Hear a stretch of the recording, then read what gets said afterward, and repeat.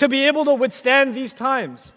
Where am I supposed to find the courage to stand up to the social pressure, to the stigma of being Muslim, to hold on to my religion and still stand with confidence? Where am I supposed to find that strength? The answer in Surah Al-Kahf is in times of fitnah, hold on to this book. Hold on tight to this book because it will give you confidence. It will give you strength. And while everyone else is deviating, you can stand straight. قَيِّمًا لِيُنذِرَ بَأْسًا شَدِيدًا مِّن لَدُنْهُ. That is the relationship you and I have to have with this book. Now, what do you have to complain about when Allah has handed this Qur'an to you? Why do you feel depressed? What reason do you have to complain that Allah is not there for you? If you say Allah is not there for you, maybe you didn't look at the shelf in your home collecting dust that has the mushaf sitting there, testifying against you. This is the book we must go back to. And so now let's turn to the people of the book. And in my limited time, I have to be selective in what lessons I'd like to highlight, especially for the young audience here. But actually, the lessons in the surah are timeless. They really are timeless. The first thing I want to share with you is that Allah went out of His way. He went out of His way to say, إِنَّهُمْ فِتْيَةٌ. They are no doubt young people. They are young people. آمَنُوا بِرَبِّهِمْ. That believed in their master. Allah highlights their youth. This is important because young people, today when we talk about youth, we talk about the problem segment of our society. The youth are doing drugs. The youth are into filth on the internet. The youth are into popular culture. The youth are easily swayed. The youth are losing their faith. The youth are confused. The youth talk to each other too much. The boys are liking the girls too much. The youth have a situation in the bazaar. I don't like the youth session at the convention, it's too crazy. You hear the word youth, you almost make it synonymous with problem.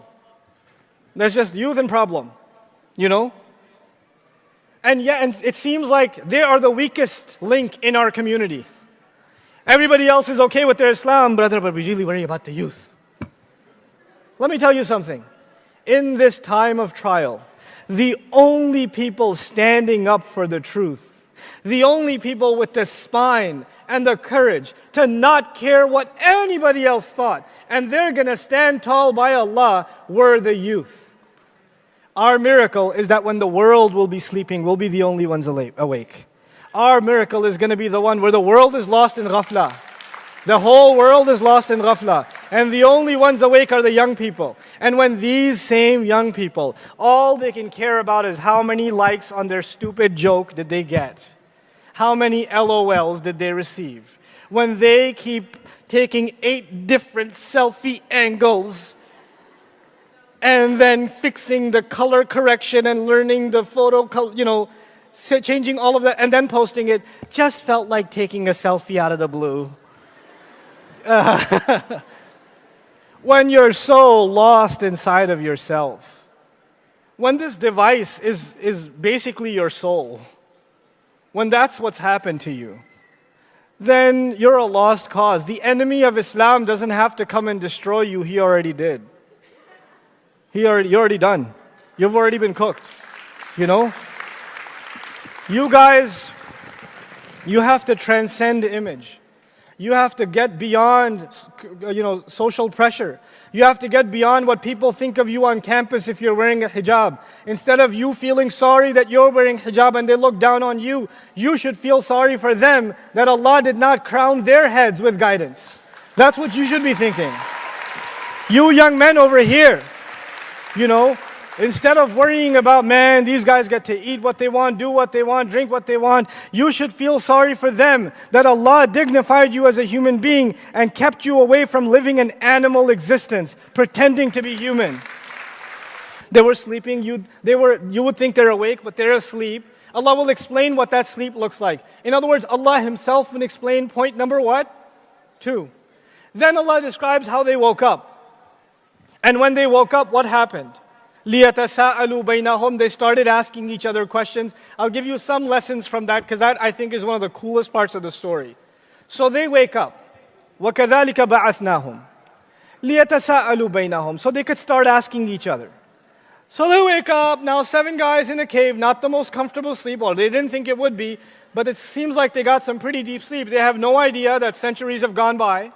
They have no clue. They wake up and they start asking each other, قَالَ قَائِلٌ مِّنْهُمْ كَمْ لَبِثْتُمْ. One that speaks more among them says, how long were you sleeping? How long did you stay? It's really cool that Allah did that because Allah is illustrating that one of them is more talkative than the others. You have a bunch of guys that hang out and everything's going peacefully, but this one guy, he doesn't like conversations to remain peaceful. He introduces a subject that he knows is going to stir up an argument, and then he's going to sit back and watch everybody eat each other alive. Right? So he's just going to throw it out that you bunch of guys are sitting there at, having some food or whatever, and he's going to throw in, yeah, the Warriors totally losing. And then he's going to just step back. Because he knows emotions shall rise, and then everybody, and he's not part of this conversation. He just wanted to watch the circus. So one among them says, he doesn't say, how long were we sleeping? He says, how long were you guys sleeping? It's so good. Kam labithtum. Then one of them says, قَالُوا لَبِثْنَا يَوْمًا أَوْ بَعْضَ يَوْمٍ. We must have slept a whole day. No, part of it. No, not a whole day. Come on. Maybe like an afternoon or something. بَعْضَ يَوْمٍ.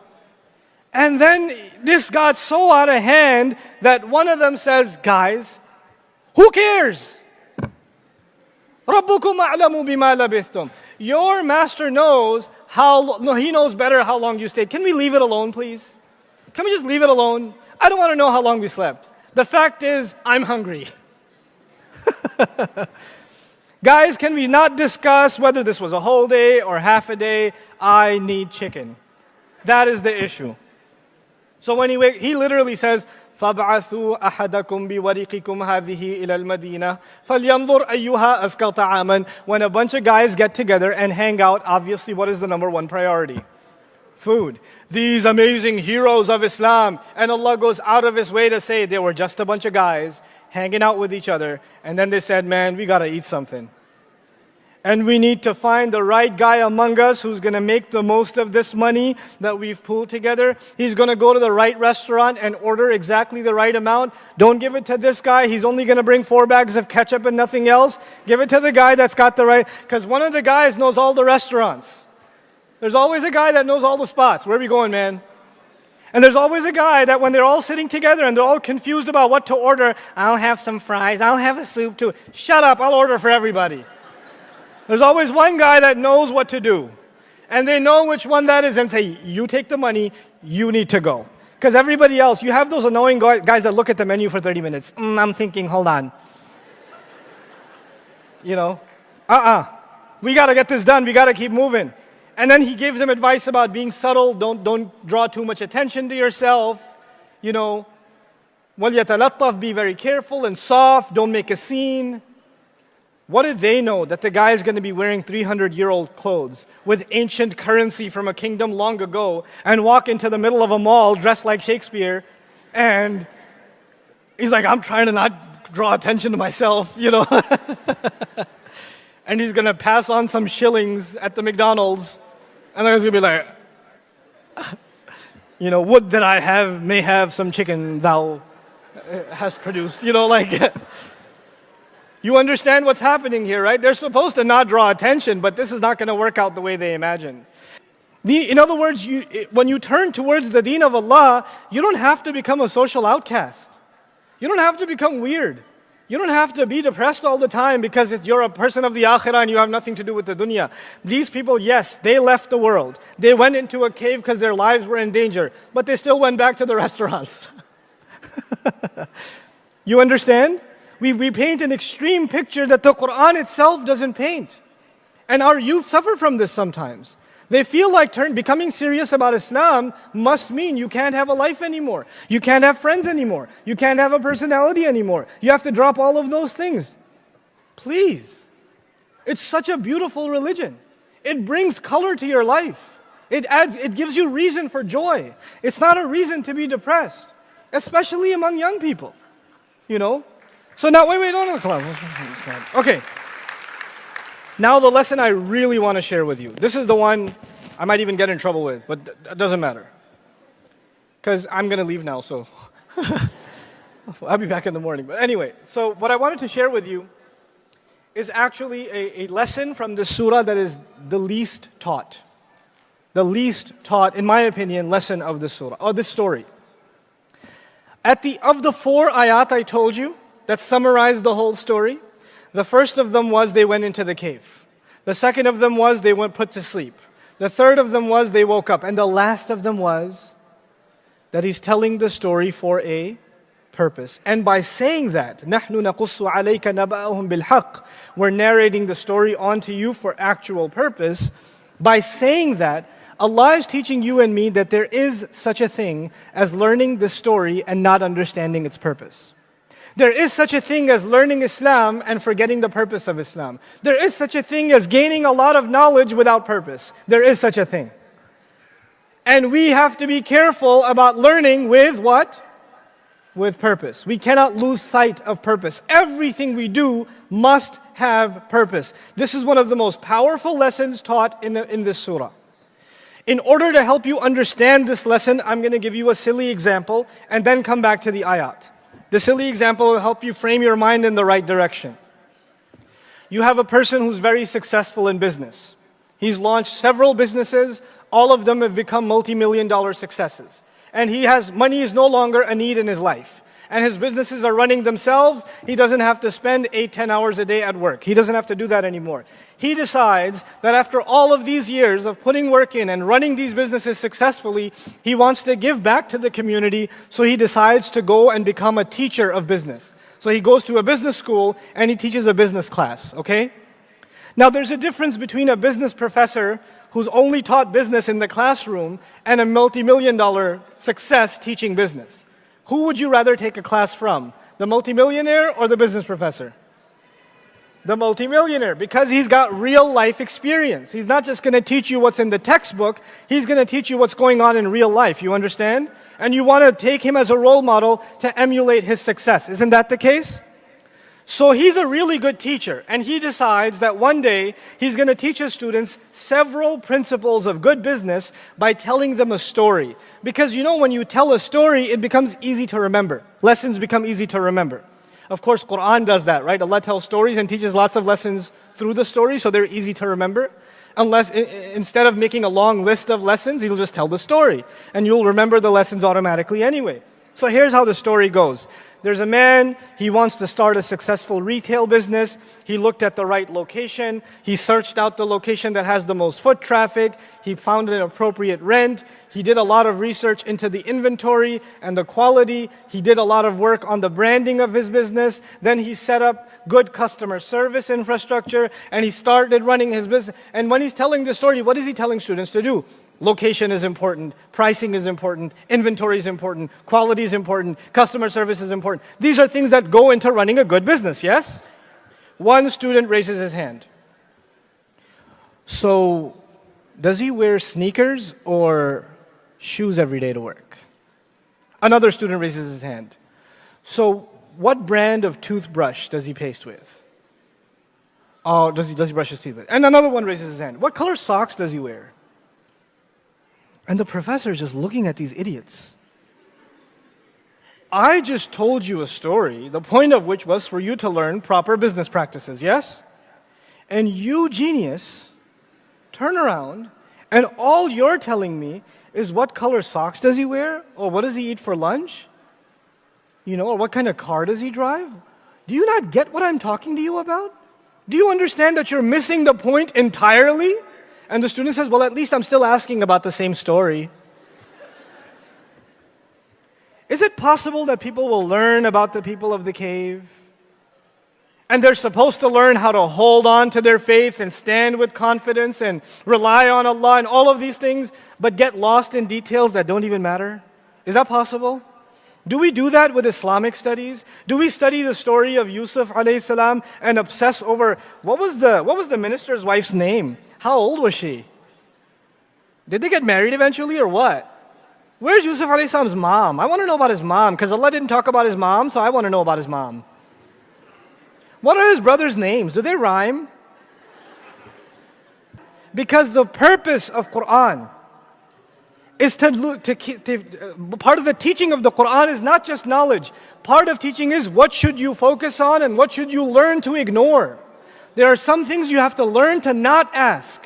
Not every question is healthy. So what does Allah do?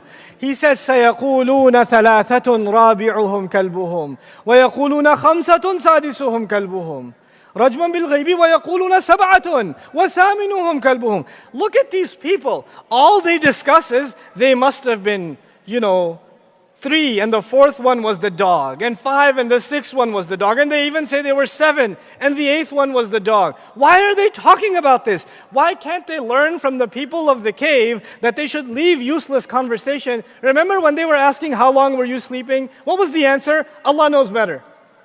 Allah says now again, قُلْ رَبِّي أَعْلَمُ بِعِدَّتِهِمْ. Allah knows better about their number. What do you care? How is it going to increase your iman that they were 7? Aha, 7. I knew it. Because it wouldn't have been epic if they were 5. And then there are some other people who really have a problem with the fact that they had a dog. Right? Because dogs are astaghfirullah. If you're from Pakistan, dogs are like shaitan. So then they try to reinterpret the book. The kalb actually means khadim. It's their servant. His name is dog because they dog. You know what I'm saying? He was their dog. So, what are you talking? They had a dog. It's okay. They had a dog. And even the ayah says, "Basitun dhira'ayhi bil wasid." The dog had his paws stretched out. How are you going to say their servant had his paws stretched? I mean, visualize this for me, please. You can't just hold on to the book artificially or for your own silly curiosity. You must emphasize what your Lord Himself emphasized. You must pay attention to what He said and what He wants you to know and what He wants you to learn and internalize. One of the most beautiful ayat of this entire story is قُلْ رَبِّي أَعْلَمُ بِعِدَّتِهِمْ. Allah knows better about their number. When do we say Allahu A'lam? When you know something or when you don't know something? When you don't know something, you say Rabbi A'lam, Allahu A'lam. Isn't it? So when Allah says Rabbi A'lam, what is He saying? You don't know. He knows. Leave it alone. Leave it alone. And the beautiful language is Rabbi A'lamu bi'iddatihim. My master knows better about their number. Meaning, were they 3, 5, 7, 85? I don't know. Allah is the one who knows. But then He added something. He said, مَا يَعْلَمُهُمْ إِلَّا قَلِيلٌ. For those of you that are familiar with the Arabic language, كلمة عدة مؤنث ولم يقل ما يعلمها إلا قليل بل قال ما يعلمهم إلا قليل فعاد الضمير إلى أصحاب الكهف لا إلى العدة. He used the pronoun going back to the people of the cave. He doesn't say Allah knows their number, nobody knows it except a few. That's not what He said. He said Allah knows their number, nobody knows them except a few. Meaning most people get lost discussing the number and very few people actually focus on them. We have to be the few people that focus on them, their heroism, their faith, their strength in action, their desire to leave what they left behind. Now I want to conclude inshallah ta'ala just some comments about these young people that are such an incredible inspiration in the Qur'an. Like I said before, they didn't have the Qur'an. They didn't have the Qur'an. They didn't have the greatest miracle of Allah Azza wa Jal. By the way, Allah put them to what? Allah put them to sleep. And this Qur'an is actually one that will keep us awake. Our miracle is that when the world will be sleeping, we'll be the only ones awake. Our miracle is going to be the one where the world is lost in ghafla. The whole world is lost in ghafla. And the only ones awake are the young people. And when these same young people, all they can care about is how many likes on their stupid joke did they get? How many LOLs did they receive?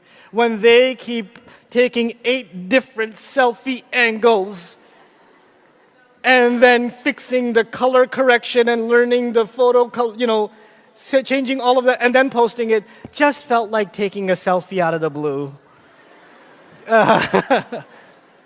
When you're so lost inside of yourself, when this device is basically your soul, when that's what's happened to you, then you're a lost cause. The enemy of Islam doesn't have to come and destroy you. He already did. You're already done. You've already been cooked. You guys, you have to transcend image. You have to get beyond, social pressure. You have to get beyond what people think of you on campus if you're wearing a hijab. Instead of you feeling sorry that you're wearing hijab and they look down on you, you should feel sorry for them that Allah did not crown their heads with guidance. That's what you should be thinking. You young men over here, instead of worrying about, man, these guys get to eat what they want, do what they want, drink what they want, you should feel sorry for them that Allah dignified you as a human being and kept you away from living an animal existence, pretending to be human. These young people are amanu bi rabbihim. They are the ones who've held on to their faith, the most basics of their faith. I don't expect our young people to become scholars and experts of the Arabic language and tajweed and Qur'an and memorize and all of that. Those of you that are doing that, I'm so proud of you. And those of you that haven't even taken a single step in that direction, you don't know how to recite a single word of the Qur'an. That's not your fault. But the fact that you can still hold on to your faith, and the fact that you can still make a commitment to Allah and say, Ya Allah, I want to be strong. And I know where I'll get my strength. I'll get my strength from your words. So I'm turning to your book, Ya Allah. Make this journey easy for me. Make this journey easy for me. And when you can do that, you watch what Allah does for you. He will do for you what He did for them. وَزِدْنَاهُمْ هُدًى. We increase them, and we enhance them, and we evolve them in guidance. He'll transform you into better and better people. He'll make you people that other people will want to be around. He'll make you a role model. Here you are looking for role models. You've forgotten that you're the one Allah gave Islam to. You're the role model. You're looking for someone to lean on. You're the one that everybody else has to lean on. Learn to stand up. This book will help you stand up. It is high time that the youth stop complaining. They stop saying the pressure is too high. I don't know how to handle it. You are the people Allah chose for this generation. And Allah chooses the right people for the right generation that can carry the banner of His faith. You're the people that Allah chose. Stop hiding behind excuses.